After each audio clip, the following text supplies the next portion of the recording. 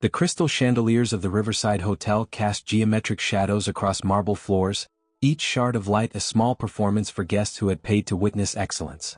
It was the annual Bennett Industries charity auction, where Seattle's elite gathered not to give, but to be seen giving. The difference mattered to people like Victoria Bennett.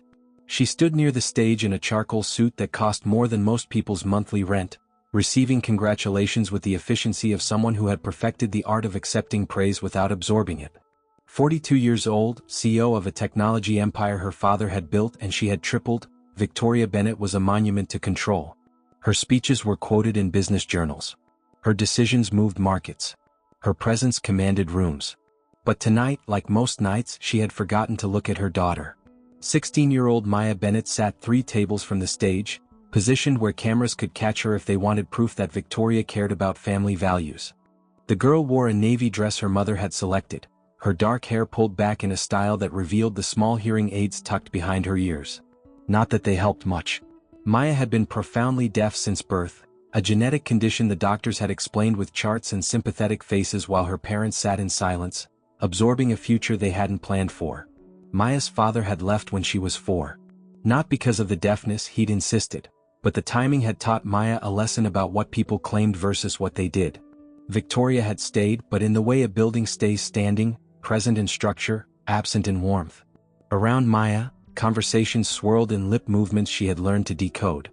A woman in pearls complained about her interior decorator. A man in a tuxedo checked his phone every 30 seconds. A teenage boy at the next table caught her eye and smirked, then turned to his friends and flapped his hands in a cruel mockery of sign language. They laughed.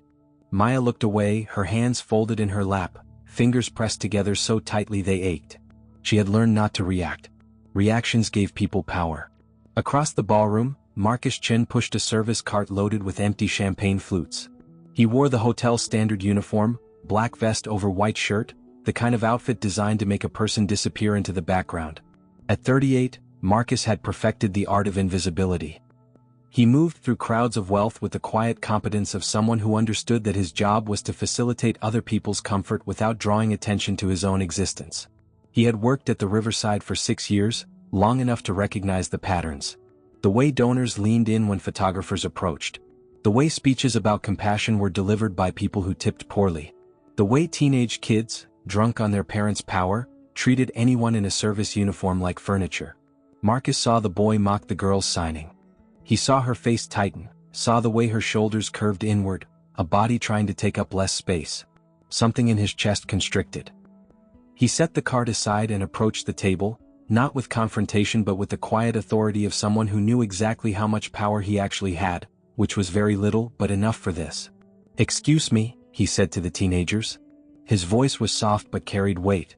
"The hotel has a policy about respectful behavior." The boy looked up, annoyed. "We're just joking around."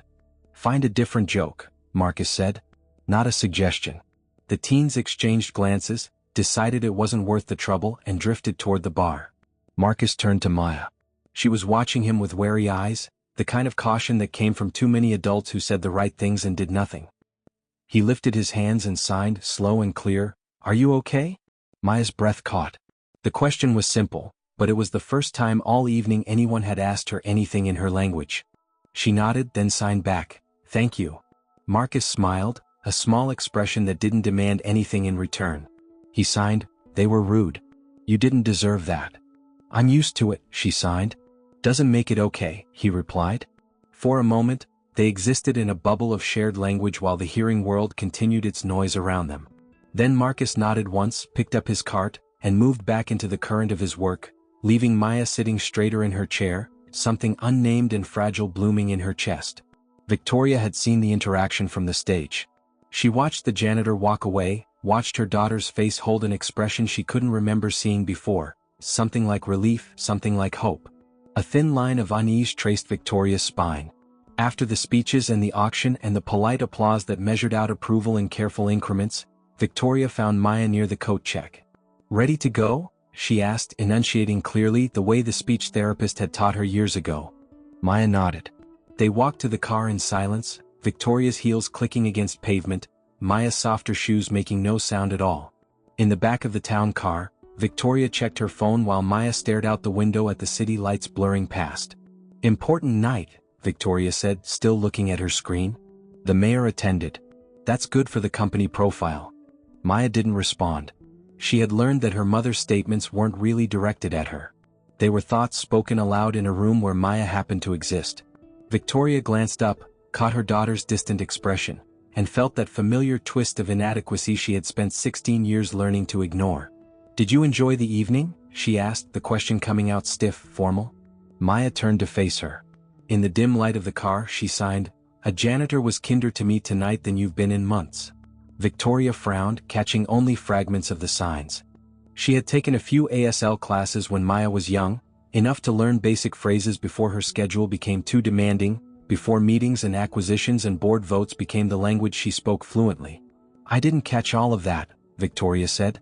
Maya's hands moved slower, each sign deliberate. "Exactly." The car pulled up to their house, a modern structure of glass and steel perched on a hillside with a view of the Sound.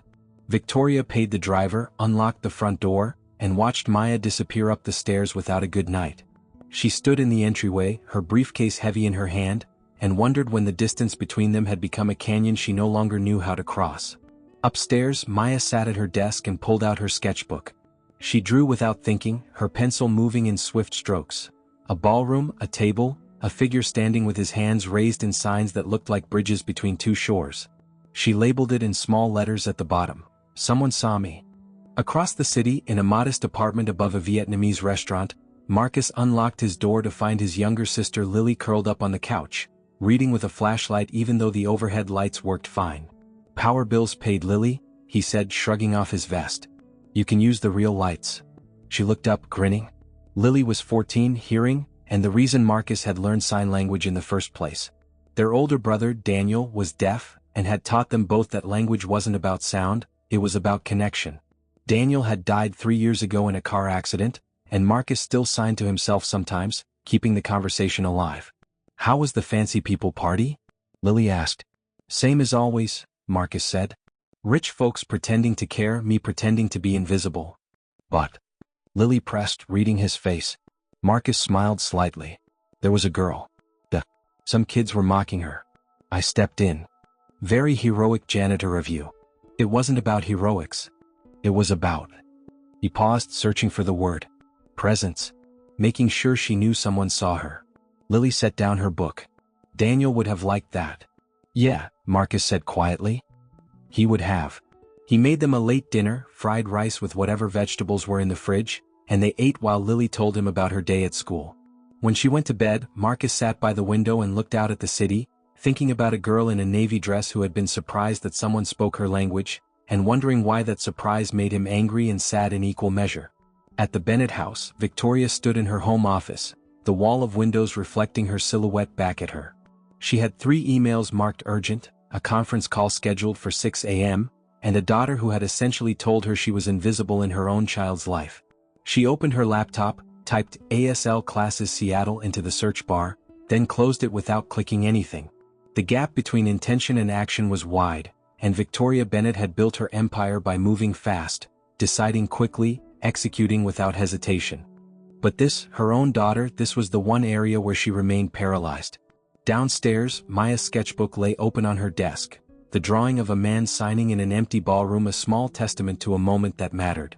Outside, the city hummed with its 10,000 private struggles, none of them visible from the heights where the powerful lived, all of them happening anyway in apartments and hotel ballrooms and the quiet spaces between what people said and what they meant. The next morning arrived with the particular gray light that Seattle specialized in, the kind that made everything look softened and sad. Marcus arrived at the Riverside at 5:30 a.m. for the setup shift. Conference rooms needed chairs arranged, coffee stations prepared, floors polished before the business crowd descended. He was wiping down tables in the Cascade Ballroom when his supervisor, Janet, found him.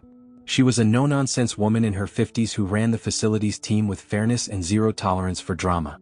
"Chin," she said, "got a weird request. Bennett Industries wants to book the ballroom for a private event next month. They specifically asked if you'd be on staff that night." Marcus looked up. "Me? Why?" Janet shrugged. "Didn't say. Client requests are client requests. You available?" "Yeah," Marcus said slowly. "I can do it." After Janet left, he stood in the empty ballroom and wondered what kind of game was being played. In his experience, wealthy people didn't remember janitors' names, let alone request them for events. At Bennett Industries headquarters downtown, Victoria sat in her office with her assistant, Priya, reviewing the charity auction results. Donations had exceeded expectations. Press coverage had been positive. The mayor had personally called to thank her. "Excellent work, Victoria," Priya said, closing her laptop. "Oh, one more thing. I received a call from Westridge Academy. Maya's teachers want to schedule a parent conference." Victoria's jaw tightened. About what? They didn't specify, but they emphasized it was important and they'd like to meet this week. "Schedule it," Victoria said. "Thursday afternoon if possible." After Priya left, Victoria sat very still, staring at the abstract painting on her wall, a swirl of blues and grays her decorator had chosen. She thought about Maya signing something in the car, her hands moving with frustration and precision, and Victoria catching only fragments, understanding even less. She picked up her phone and dialed a number she'd saved years ago and never used. It rang 3 times before a cheerful voice answered. "Seattle ASL Learning Center, this is Josh, how can I help you?" "I need to enroll in a beginner's class," Victoria said. "As soon as possible." Thursday afternoon found Victoria in the principal's office at Westridge Academy, the private school where Maya had been a student since 9th grade. The principal, Dr. Sarah Lynn, sat behind her desk with Maya's guidance counselor, Ms. Rodriguez, beside her. Maya was not in the room. "Thank you for coming, Ms. Bennett," Dr. Lynn said. "We wanted to discuss some concerns about Maya." Victoria's posture stiffened. "Her grades are excellent. I review her reports every term." "Academically, yes, Maya excels," Ms. Rodriguez said gently. "But socially, we've noticed she's increasingly isolated. She eats lunch alone. She doesn't participate in clubs. The few friends she had last year seem to have drifted away." "Maya has always been independent," Victoria said, hearing the defensiveness in her voice. "There's a difference between independence and loneliness," Dr. Lynn said. "We've also had reports of students making inappropriate jokes about her deafness. When we've tried to discuss it with Maya, she insists everything is fine. But her art teacher showed us some recent drawings that suggest otherwise." Ms. Rodriguez slid a folder across the desk. Victoria opened it to find photocopies of Maya's sketches. Empty chairs, figures with their backs turned, hands reaching toward doors that were always closed. Victoria's throat tightened. "What are you asking me to do?" "Connect with her," Ms. Rodriguez said simply. "She needs to know she's not alone. We have resources, a school counselor, peer support groups for students with disabilities, but Maya won't engage with any of it. She needs someone in her corner." "I'm in her corner," Victoria said, but the words felt hollow even as she spoke them. Dr. Lynn leaned forward. "With respect, Ms. Bennett, being present and being available are different things. Maya needs the second one." The meeting ended with handshakes and assurances. Victoria drove back to her office, but instead of going inside, she sat in the parking garage and called the ASL Learning Center again.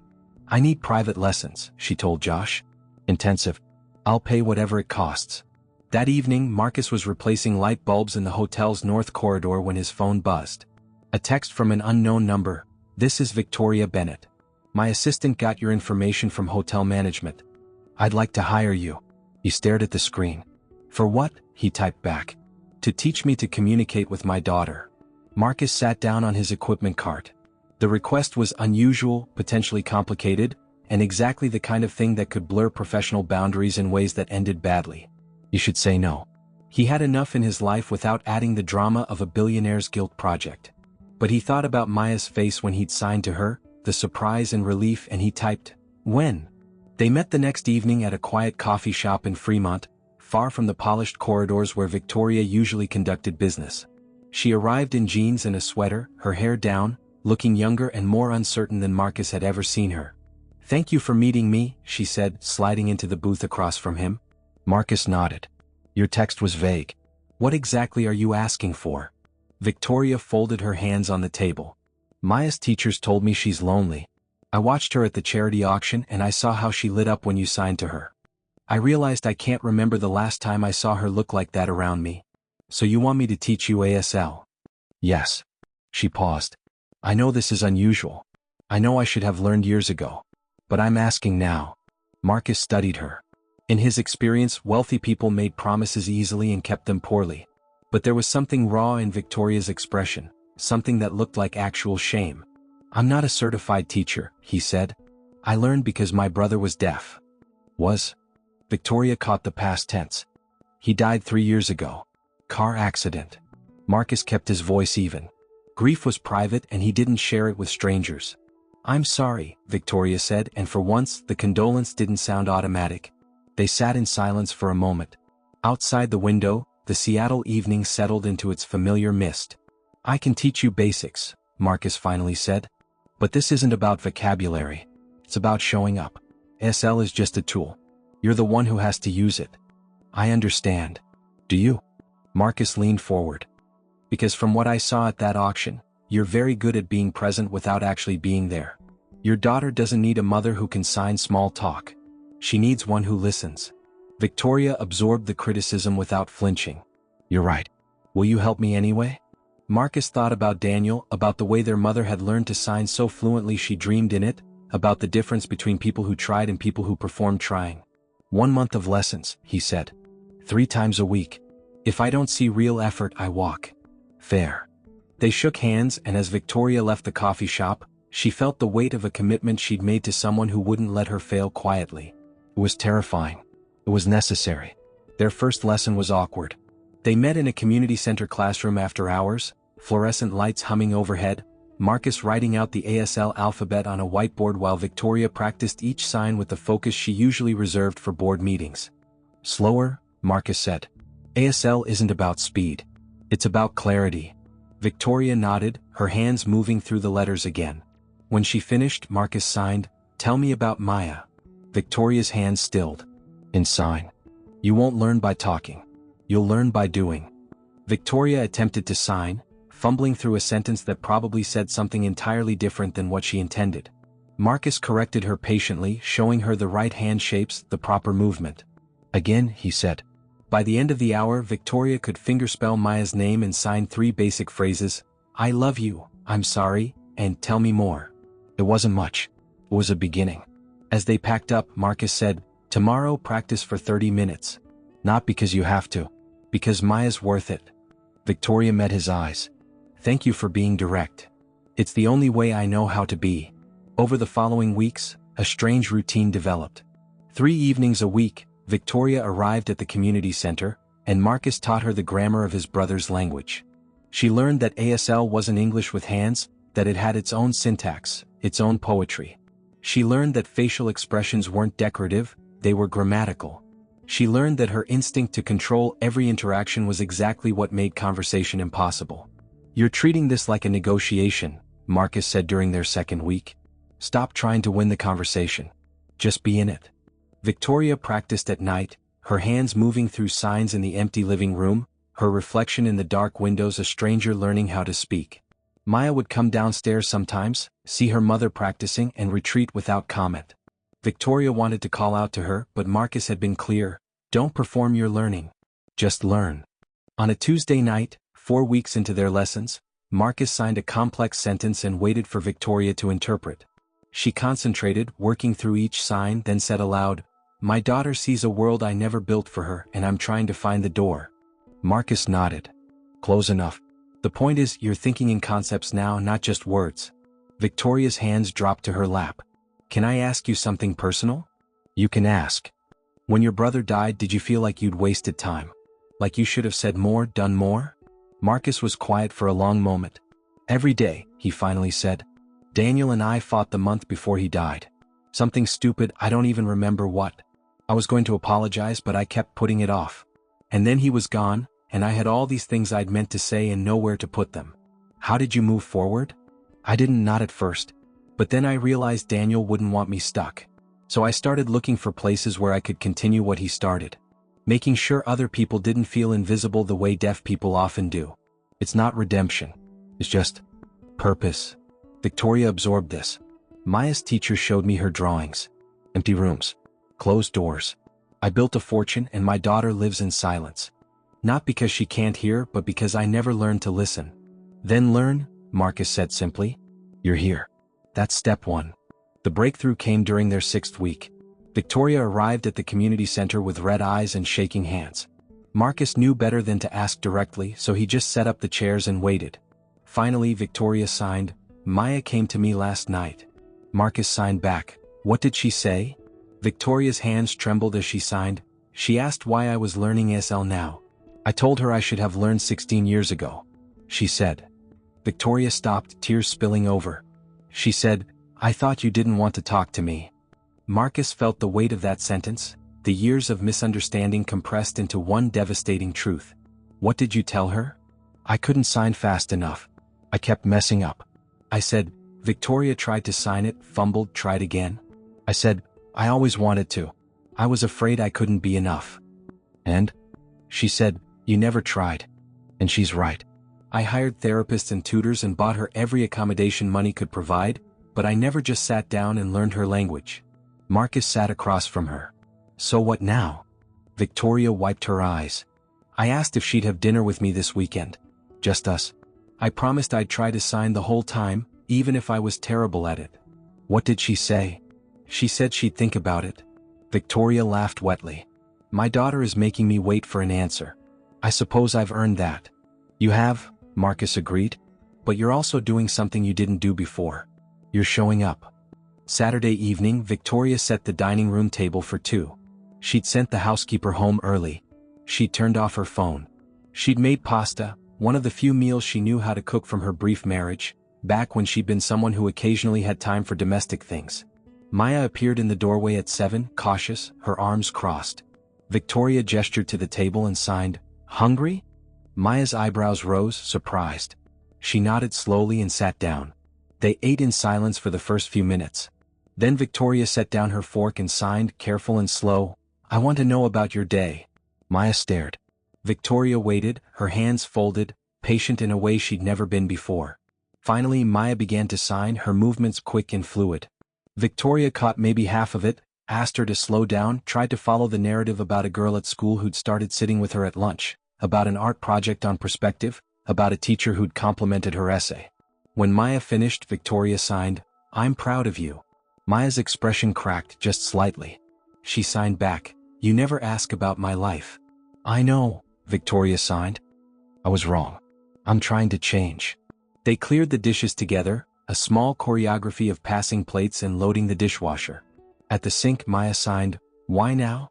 Why are you learning this now? Victoria dried her hands and signed back, determined to be honest. Because I saw you smile at someone who signed to you and I realized you never smile at me. Because your teachers told me you're lonely, and I've been so busy running a company I forgot to be your mother. Because I'm afraid that if I don't change I'll lose you and I can't bear that. Maya's eyes filled with tears. She signed, You can't just fix this with sign language. I know, Victoria signed. But it's a start. I'm not asking you to forgive me. I'm asking for a chance to do better. Maya looked away then back. Her hands moved slowly. I've been angry at you for so long, I don't know how to not be angry. Then be angry, Victoria signed. Be angry while I learn. Be angry while I show up. Be angry until you're ready not to be.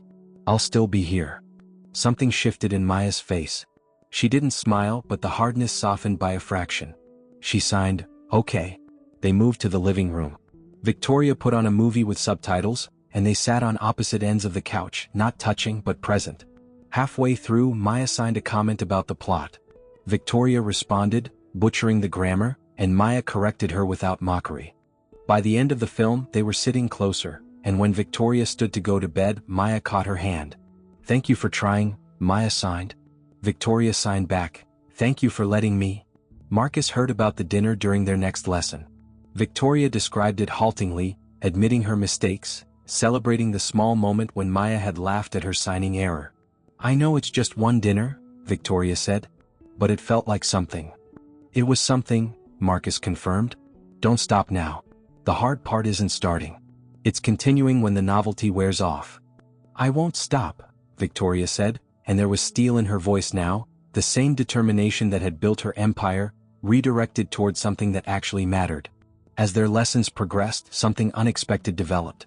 Victoria and Marcus began to talk not just about ASL but about their lives. She learned that he'd given up a scholarship to study engineering to take care of Lily after their parents died. He learned that she'd inherited her company at 26 when her father had a stroke, that she'd spent 16 years proving she could run it as well as any man, that in the process she'd forgotten how to be anything other than competent. They were, in their own ways, people who had sacrificed softness for survival. One evening, after a particularly good lesson, they walked out to the parking lot together. "I keep meaning to ask," Victoria said. "Why did you help Maya at the auction? You didn't know her. You could have ignored it." Marcus unlocked his car. "My brother Daniel once told me that the world treats deaf people like they're broken things that need fixing. But he wasn't broken. He just communicated differently. When I saw those kids mocking Maya, I saw every time someone had done that to Daniel. I couldn't let it pass. Your brother sounds like he was remarkable." "He was," Marcus said quietly. "He made people feel seen. That was his gift." Victoria looked at him in the dim parking lot light. "You have the same gift. Maybe I inherited it." They stood there for a moment and Victoria realized she was nervous, an unfamiliar feeling.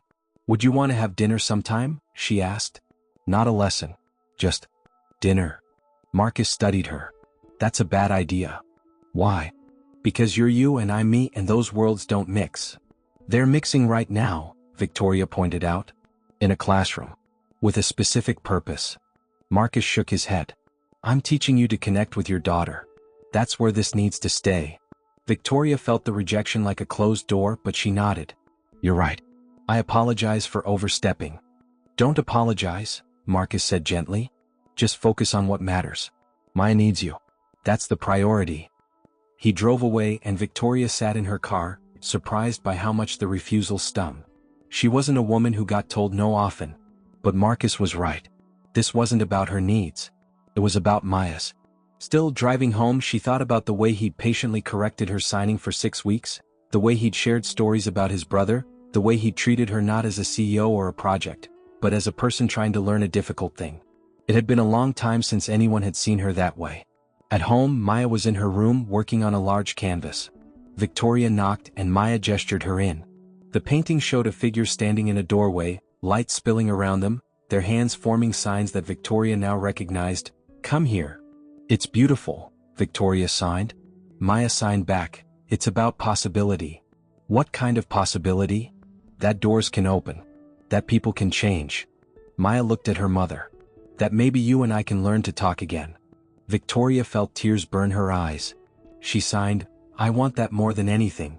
They sat together while Maya painted, Victoria asking questions and halting signs, Maya answering with patience she'd never shown before. When Victoria finally left, she paused at the door and signed, "I love you." Maya signed back, "I know. I'm starting to believe it." The next day at work, Victoria made a decision. She called the director of Bennett Industries' Community Outreach Program and said, "I want to establish a scholarship fund for deaf students interested in STEM fields. And I want to require all our management staff to complete basic ASL training." The director hesitated. "That's a significant commitment." "It's overdue," Victoria said. "Draft the proposal. I want it implemented by next quarter." After the call, she sat in her office and thought about Marcus's question. "Did you feel like you'd wasted time?" Yes, she had wasted years. But waste wasn't the same as gone. She couldn't reclaim the past, but she could shape what came next. Her assistant buzzed. "Victoria, Bennett Industries board meeting in 10 minutes. "Cancel it," Victoria said. "I'm sorry?" "Cancel the meeting. Reschedule for Monday." Victoria stood up, grabbed her coat. Something important came up. She drove to Westridge Academy and signed in at the office. "I'd like to take Maya out for lunch," she told the receptionist. "Family matter." 20 minutes later, Maya appeared in the office, confused and worried. Victoria signed, "Nothing wrong. I just wanted to have lunch with my daughter. Is that okay?" Maya's surprise morphed into a slow smile. She signed, "Yeah, that's okay." They went to a small Thai restaurant Maya loved. They ordered food and sat across from each other and Victoria signed, "Tell me about your art project." "The one about perspective." Maya explained, her hands flying through the description, and Victoria followed most of it, asking questions, requesting clarification, fully present in a way she hadn't been in years. They laughed when Victoria's attempted sign for painting came out looking like toilet. They were still at the restaurant 2 hours later, long past lunch, talking about Maya's college plans, about the AP classes she was taking, about a girl named Sophia she might like. As they drove back to school, Maya signed, "This was nice. Can we do it again?" Victoria signed. "Yeah," Maya signed. "We can do it again." That night, Victoria texted Marcus, "Thank you for everything. I took Maya to lunch today. We talked for 2 hours. Real conversation. It felt like meeting her for the first time. His response came a few minutes later. That's what I was hoping for. You did the work. You get the reward. She typed, can we continue lessons? I want to keep improving. Of course. But maybe shift to once a week now. You don't need me as much anymore. She wanted to say that wasn't true, that his presence had become something she looked forward to, that his refusal of dinner had lodged in her chest like something unfinished. Instead she typed, once a week sounds good. 3 months passed. Victoria's signing improved from halting to conversational. She and Maya had dinner together 3 times a week, no phones, no work discussions, just conversation in ASL about art and school and life. They drove to Portland for a weekend, visited galleries, stayed in a hotel where Victoria didn't check email once. They went to a deaf theater performance, and afterward Maya introduced her to some deaf friends she'd made, and Victoria signed her greetings and felt accepted into a community she'd never tried to enter before. At work, the ASL training program launched. The first cohort of managers grumbled but completed it. Victoria attended every class, sitting in the back row, practicing alongside people who reported to her. The ripple effect was larger than she'd anticipated. Deaf customers started writing to say how much it meant to be able to communicate easily with Bennett Industries staff. Local news covered the initiative. But for Victoria, the real measure of success was simpler. Maya was smiling more. Marcus continued their weekly lessons, though they'd evolved beyond grammar drills. They talked about Maya's progress, about his sister Lily's upcoming high school graduation, about the small moments that constituted life when you weren't chasing something larger. Victoria found herself looking forward to Tuesdays, to the hour in the community center where she could be a student instead of a boss, where mistakes were expected and perfection was not the goal. One evening after a lesson Marcus said, I think we're done. Victoria felt a cold spike of panic. Done? With lessons? You're fluent enough to continue on your own. You don't need a teacher anymore. He smiled. You needed a push. You got it. Now you just need practice and Maya will provide plenty of that. Oh, Victoria said, trying to hide her disappointment. Of course. You're right. Marcus packed up his materials. For what it's worth, you exceeded every expectation I had. I didn't think you'd stick with it. I'm glad I was wrong. Me too. Victoria stood awkwardly. Thank you, truly. You gave me my daughter back. You did that yourself, Marcus corrected. I just taught you some vocabulary. They walked out together one last time. In the parking lot, Victoria said, I know you turned me down before, but my offer stands. Dinner. As friends. As thanks. Marcus looked at her for a long moment. I need to be honest with you about something. Okay. I didn't say no to dinner because of class differences. I said no because I was attracted to you, and that felt like a bad idea given the circumstances. Victoria's heart kicked against her ribs. Was? She asked carefully. He corrected, a small smile on his face. But you had work to do and I didn't want to be a distraction from that. Now that work's done. So if the invitation still stands, I'd like to accept it. Victoria felt something warm unfold in her chest. Tuesday? She asked. Tuesday, he agreed. Their first real dinner was at a quiet Italian place in Capitol Hill. Nothing fancy, just good food and slow conversation. They talked about their families, their failures, their hopes for what came next. Marcus told her about his plan to go back to school, maybe finish that engineering degree after Lily graduated. Victoria told him about her fear that she'd spent so much of her life building a company that she'd forgotten to build a self. You're building it now, Marcus said. That's what matters. Walking to their cars afterward, he took her hand, and the gesture was so simple and unexpected that Victoria almost laughed. Is this okay? She asked. More than okay, Marcus said. They dated quietly over the next few months. Dinner once a week, expanding to movies, hikes, museum visits. Victoria learned the rhythm of a relationship built on presence rather than performance. Marcus met Maya officially, not as her tutor's teacher but as her mother's boyfriend, and Maya signed to him. You started all this. Thank you. Your mom did the work, Marcus signed back. I just held the door. One Saturday morning, 6 months after that first ASL lesson, Victoria woke to find Maya in the kitchen making pancakes. She signed, Lily's coming over. And Marcus, we thought we'd make breakfast together. Victoria smiled and signed, I'd like that. They cooked in comfortable chaos, flour on counters, laughter in hands and faces. Lily told stories about her terrible prom date. Maya showed them sketches for her college portfolio. Marcus flipped pancakes with theatrical flair, nearly dropping one, catching it, everyone applauding. Victoria watched from the counter, coffee in hand, and thought about the moment in that ballroom when she'd seen her daughter smile at a stranger's kindness. She'd built an empire. She'd closed billion-dollar deals. She'd made decisions that affected thousands of lives. But this, her daughter laughing in her kitchen, her boyfriend teaching her sister sign language while breakfast burned slightly, this was the only success that mattered. After breakfast, Maya pulled Victoria aside and signed, "I got my college acceptance yesterday. Art school in California." Victoria felt her heart squeeze. "That's wonderful. Why didn't you tell me? I wanted to wait until everyone was here. You, Marcus, Lily. My family." Maya's hands trembled slightly. "A year ago, I wouldn't have had anyone to celebrate with. Now I have all of you." Victoria hugged her daughter, properly, the kind of embrace that communicated everything she'd spent 16 years failing to say. When they pulled apart, she signed, "I'm so proud of you. Not just for the acceptance. For surviving my mistakes and becoming yourself anyway. You're not perfect," Maya signed. "But you're here now. That's what counts." That afternoon they all went to the park, flying kites Lily had bought on impulse.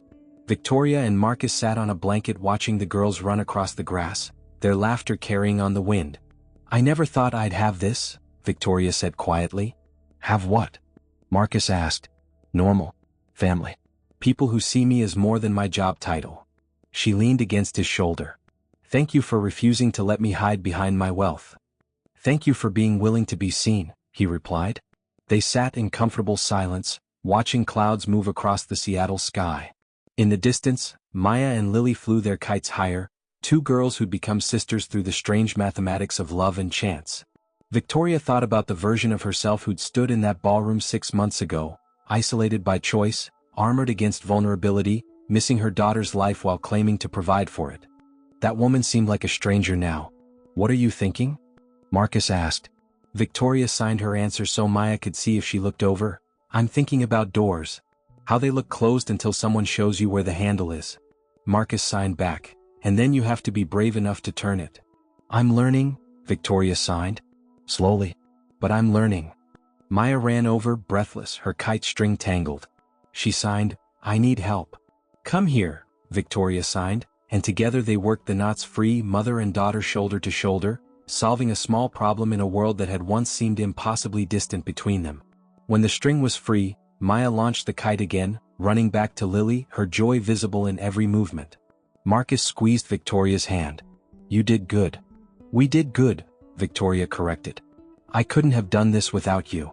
You would have found a way. Maybe not as quickly, but you would have gotten there. The love was always present. You just needed to learn its language."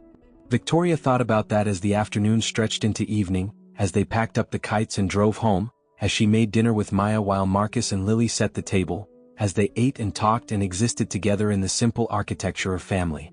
Love had always been present. She'd just been speaking the wrong dialect, trying to express care through money and arrangements when what Maya needed was time and attention and hands that moved with meaning.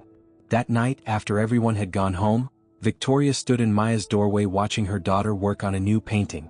This one showed a house with all its windows illuminated, light spilling out onto a dark lawn, and figures visible inside, their hands raised in conversation.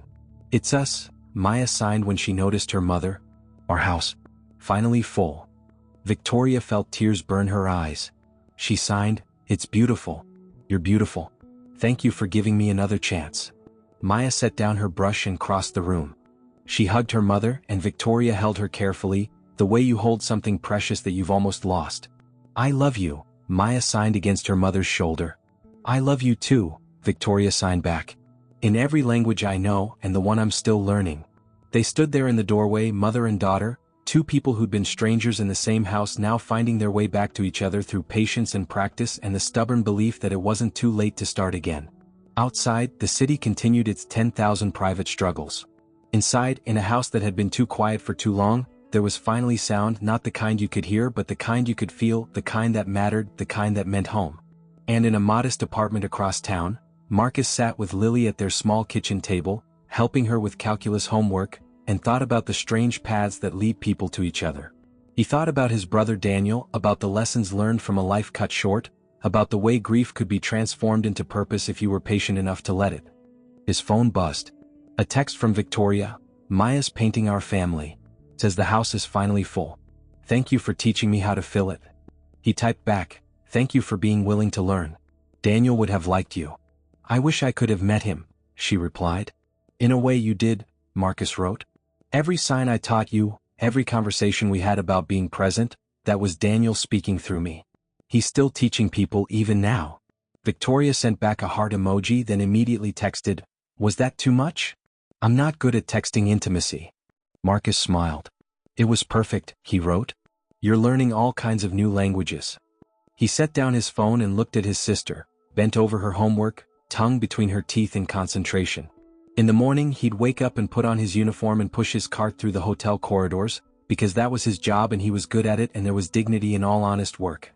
But he was also the man who'd taught a billionaire to sign, who'd helped a girl find her mother, who'd learned that sometimes the smallest gestures, a sign in a ballroom, a patient correction in a classroom, ripple outward in ways you can't predict but can be grateful for anyway.